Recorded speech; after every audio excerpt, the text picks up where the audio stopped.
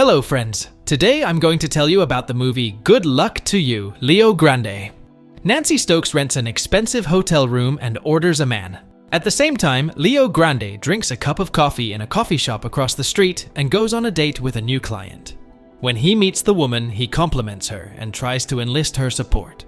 Realizing that Nancy is too reserved, the guy offers to drink champagne and talk a little. She is ashamed of her age and constantly reminds him of it. Leo is not at all embarrassed by this because he has had older lovers. Nancy is a decent and well-mannered woman who until recently worked as a school teacher. She has been an exemplary mother and wife all her life, but 2 years ago, her husband died and the children began to live on their own.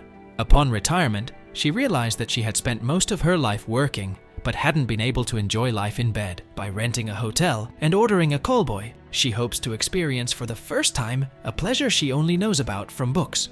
The more she talks to Leo, the more ashamed she becomes, because until now, she has considered his work unacceptable, low, and disgusting.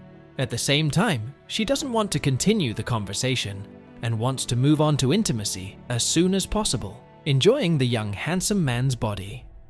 Leo doesn't mind getting down to business and kisses the woman to help her relax a bit, to remove her inner shackles and excessive fear. Nancy is afraid that she won't be able to seduce Leo and offers to take pills, but he is sure that he can do it without them. Realizing that intimacy is inevitable, the woman runs to the bathroom to clean herself up and change her clothes. At this time, Leo undresses and takes a comfortable position. Nancy doesn't come out for a long time, and he decides to have a snack, finding a chocolate bar in the minibar. She soon returns to the bedroom, but is repelled by the smell of the chocolate bar and he needs to brush teeth. A minute later, he realizes that the problem is not the tiles, but Nancy herself. Fearing intimacy with another man, she has changed her mind and is ready to pay for a meeting without a logical continuation. Leo assures the woman that her action is not a momentary weakness, but a balanced and carefully considered decision. The 30 years of her intimacy have been equally boring, and now is the last chance to change something. It's time to crawl under the covers and continue to get to know each other. Nancy realizes that her young lover is not stupid and educated, so she does not understand why he needs this job. Leo is not at all embarrassed, because this is his conscious choice, which makes him feel needed and wanted. At the same time, he does not tell his mother about this and deceives her by saying that he works on an oil rig. Nancy has 2 children, a daughter and a son who is studying at the university. She thinks they are boring because they are too proper, just like their mother. To stir Nancy up, Leo decides to find out how her husband behaved before intimacy. It turned out that he was the woman's only partner, and he had been doing the same thing for 30 years. She never had any caresses or experiments because everything happened exactly the same as the day before. Feeling dissatisfied, Nancy sheds a tear and admits that she has always dreamed of surprising her husband, wanted to give pleasure and receive it in return. When she was a teenager, she met a waiter and hoped that he could make her happy. But random passers-by prevented this from happening. Noticing that Nancy is relaxed, Leo kisses her and does his job diligently, earning money. During the second meeting, the woman feels freer and more relaxed. She is not shy around Leo and communicates with him calmly. At the same time, her teacher lives inside her, and as you know, habit is second nature. That is why she has prepared a 5-point list of sexual desires.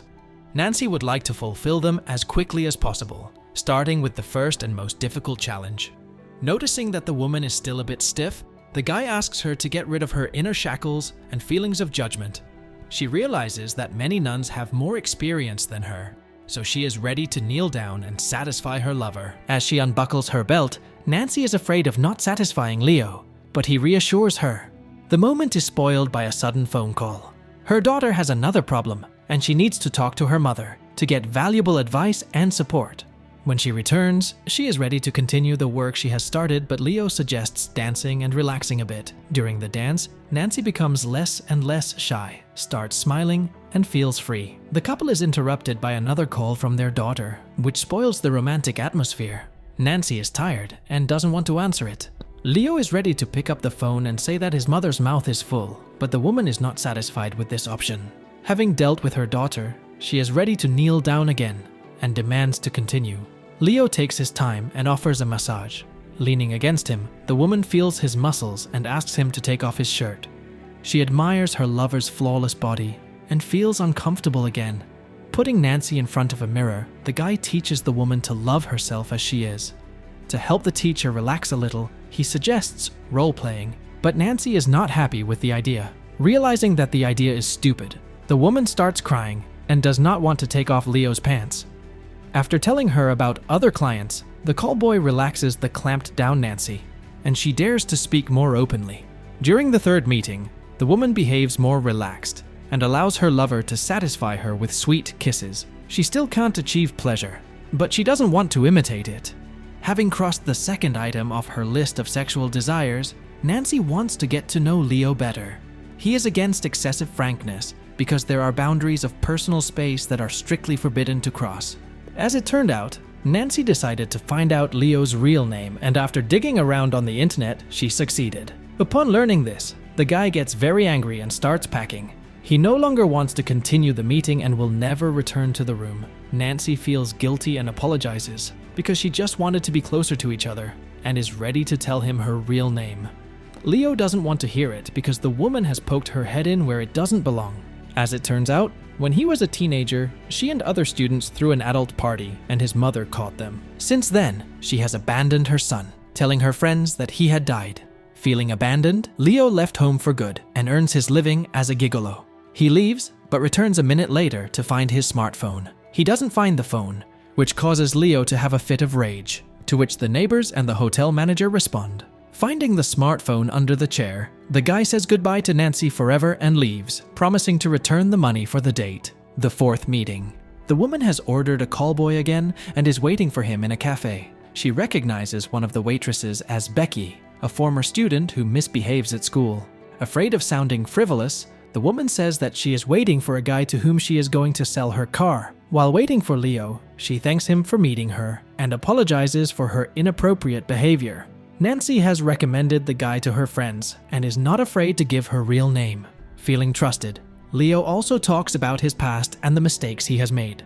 Nancy calls Becky over and tells her that Leo is not a buyer, but a wonderful lover she has been seeing for a month. Even now she has rented a room and is ready to have fun with the young man.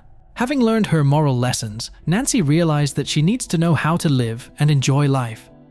Having drawn the right conclusions, she asks Becky to think with her head and not be afraid of hidden desires. Pleasure is not a sin, but a miracle that everyone should experience. After leaving the cafe, Nancy and Leo go to their room to enjoy each other once again. After making love, they decide to get some rest and recuperate. Looking at the guy, the woman begins to caress herself and feels the first pleasure. At the end of the date, they both realize that this was their last meeting. Nancy was able to realize her desires and fully experience pleasure, so she is ready to say goodbye to her young lover. Left alone, she looks at herself in the mirror again and for the first time sees no flaws in herself, feels no fear, and is not constrained by complexes. Being yourself and accepting yourself for who you are is the ultimate happiness.